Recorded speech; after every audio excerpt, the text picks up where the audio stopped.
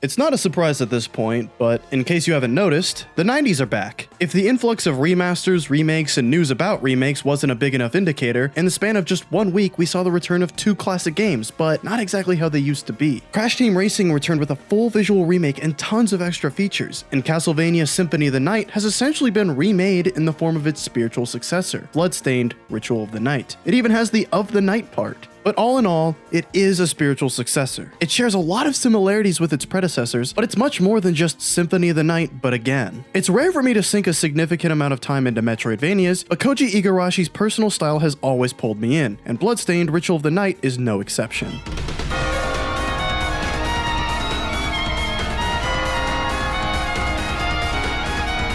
As I was saying, it's pretty rare for me to dedicate time to Metroidvanias. It's just not a genre that personally interests me. I've tried a ton of them here and there, but nothing has ever grabbed me the same way Castlevania Symphony of the Night did when I played it for the first time a couple of years ago. I finally understood. The aesthetic was perfect for my own personal tastes, and I thought the level design was absolutely genius. Every inch of Symphony of the Night feels meticulously pored over and perfected. So much so, the entire map can be flipped upside down and still be played. Bloodstained: Ritual of the Night is no different. The level of quality in Bloodstained is exactly what you'd expect from not just something Igarashi is involved with in general, but his opus itself. Bloodstained retains most of the same quirks and design decisions, but it makes some great additions and revisions that puts it on par with Castlevanias of years past. So if you've never played Symphony of the Night or any Castlevania game past that before, here's the gist. Koji Igarashi, the co-director of Symphony of the Night, is essentially the reason that Metroidvania got the Vania part at the end. And since that term is more of an unofficial colloquial term, he and his team have dubbed the genre Igavania for Bloodstained's release. Igarashi is a master of the gothic, dark Victorian aesthetic based on his experiences with Castlevania, and Bloodstained continues that love. But rather than vampires and monster hunters, Bloodstained uses that aesthetic for demons and body transmogrification. But I'm getting ahead of myself. Symphony of the Night became the legend it is based on its usage of the formula put in place by Super Metroid, but mixed it with the unique aesthetic of Castlevania while also adding RPG elements, effectively turning the genre on its head as a 2D action RPG. The way I describe Symphony of the Night and the games like it is like if Bloodborne was a 2D side-scroller. You have these complex, interlinked areas with grotesque enemies steeped in a deep mythos. You have some slightly cryptic pathfinding, and an emphasis on mobility and finding the weapons or equipment that suit your playstyle. I know it's probably not a new take, but when I was playing through Symphony of the Night for the first time, I was really surprised just how much Dark Souls took from Castlevania's core design. Especially the idea that if a boss is too hard, you can go grind, level up, and then come back and have an easier time. Castlevania, Bloodstained, and the Souls games also have those moments when exploring the map that make you think, holy hell, this loops all the way back here? I know it's incredibly cliche to reference the Souls games and game reviews at this point, but if you can find a better or more apt comparison, let me know.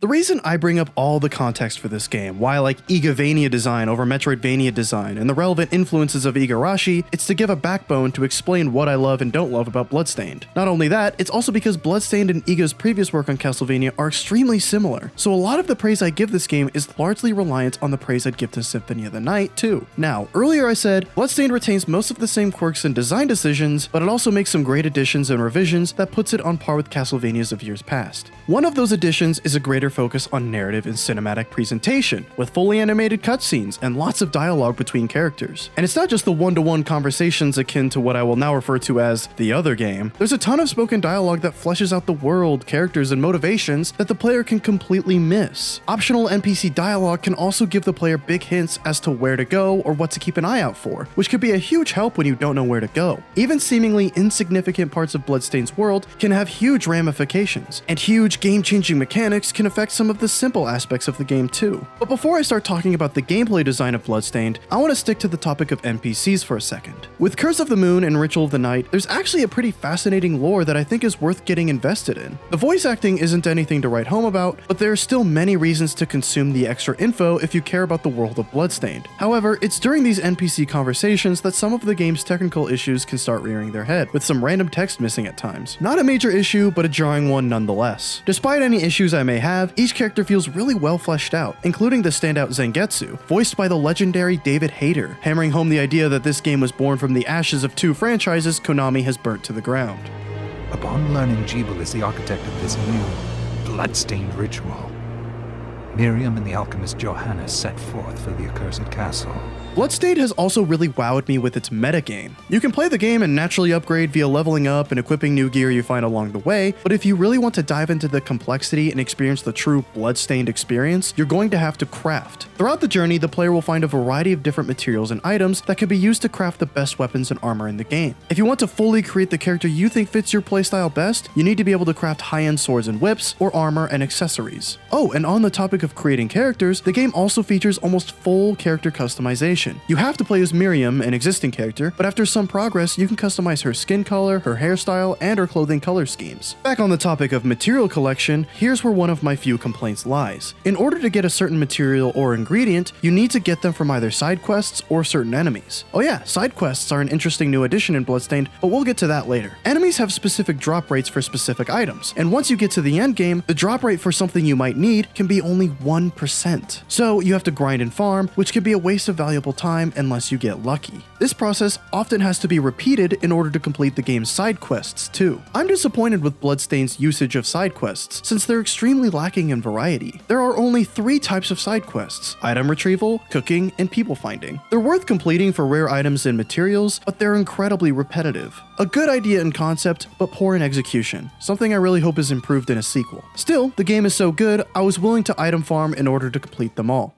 My only other big issues with Bloodstained, however, are also issues I had with the other game. This section might have slight spoilers, so if you're averse to that, feel free to skip ahead. Like Symphony of the Night, Bloodstained features multiple endings, specifically a bad and a good ending. Fortunately, however, by getting the bad ending, Bloodstained merely loads the save you made before you made the error. It's a frustrating setback and a rude awakening if you thought the game was nearly over, but it's something that, in hindsight, I probably should have seen coming. I'm also not a fan of how the game essentially requires the player to find a specific item in order to progress to the good ending. And it's not something you get by progressing naturally or beating bosses. It's an item you have to discover on your own, so in order to help anyone in the future, I'm going to show you the situation and how to get through it. Again, gameplay spoilers here. Okay, so on your journey to the good ending, you'll happen upon a gauntlet of spikes. No matter how hard you try, you can't tank it or cheese your way through. In order to pass, you need the Aegis Plate, a set of armor that protects you from environmental damage. You'll find it at the Towers of Twin Dragons here. You need to be able to invert in order to get it. Equip it, and bam, problem solved. This part deeply frustrated me because it didn't feel natural. It didn't feel like the game outsmarted me. It was purely down to the fact that the game required something and I had no idea what it was or where to get it or even that I was missing it. It would be one thing if this was a recurrent pattern that demanded thorough exploration of every nook and cranny of the map throughout the entire game, but that was just a one and done deal, and that's why it's frustrating. The game just didn't have that built into its creative language. There are also quite a few minor technical issues. I noticed quite a few instances of missing or wrong text during conversations, and the frame rate took huge hits during a particular boss fight that I won't spoil here since it's fairly late game content. It's disappointing because while the game isn't exactly ugly, Bloodstained doesn't really have the visual fidelity to make someone fear the occasional frame rate drop. Also, this isn't necessarily a complaint, but it's something I noticed. The music in Bloodstained is great. Don't get me wrong about that, there are some really great tracks, but I noticed that the main menu theme sounds a lot like Gusty Garden Galaxy's theme from Mario Galaxy, just slowed down and altered a tad. Am I crazy or am I onto something? Here, listen for yourself.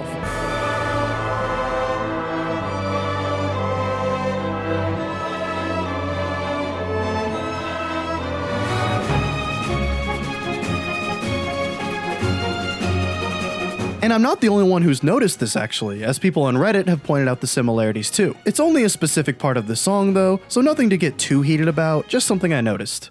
Even with my mild complaints and occasional frustrations, I absolutely adore Bloodstained. One of my favorite parts of the other game was expending every single option you think you have, only to discover an entirely new area from a seemingly simple part of the map. And it's the same way in Bloodstained. Every time you think you've seen everything the game has to show, it'll introduce a new ability that gives you an entirely new perspective on the map, or a new area that makes you realize just how massive this game is. And that's the genius of Metroidvania games. They seem small on paper. You can beat Bloodstained in around 15 hours or so if you aren't going for too many extras. However, in those moments, the moments when you find a new area or unlock a new ability, it gives the illusion that the game is absolutely massive. And in many ways, it is. The detail and thought put into the design of the map as a whole is truly truly remarkable. Plus, it has New Game Plus and other bonus modes that add to the length and overall enjoyment of the game, with more modes and playable characters on the way as free DLC. Bloodstained is already amazing, and I can't wait to return to it to attempt to platinum it and to try out the new modes as they come. It's one of my frontrunners for Game of the Year for sure. I believe it's a masterful work of art that any fan of the Metroidvania or Igavania genre should absolutely play. I went into Bloodstained expecting Symphony of the Night, but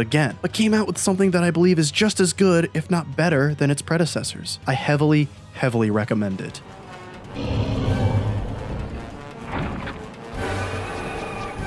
Thanks for watching. If you enjoyed this review, please feel free to check out the rest of my channel for in-depth analyses of other games and concepts, like how music and genre are often tied together in more ways than you might think. Links to follow me on Twitter or to support me monetarily will be in the description.